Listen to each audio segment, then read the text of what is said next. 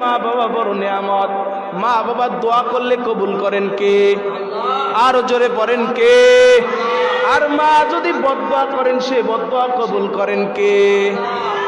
মা দোয়া করলে সেটাও কবুল হয়, মা বদদোয়া করলে সেটাও কবুল হয়। মায়ের দোয়া মায়ের বদদোয়া কখনো বিফলে যায় না, ঠিক কিনা? মা দোয়া করলেও কবুল হয়, বদদোয়া করলেও কবুল হয়। হুজুর আমার জন্য দোয়া কইরেন, কিন্তু মায়ের সাথে ভালো কালেকশন নাই, আছে না? হুজুর আমার জন্য দোয়া কইরেন, বাবার সাথে মারামারি করেছে। হুজুর আমার জন্য দোয়া কইরেন, পীর সাহেবের পায়ের উপরে যায় পড়ে থাকে, আমার জন্য দোয়া করেন, কিন্তু মায়ের সাথে ভালো আচরণ নাই।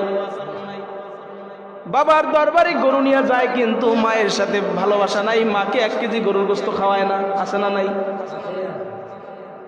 এইটা আমাদের জন্য বদনসিব বাবা।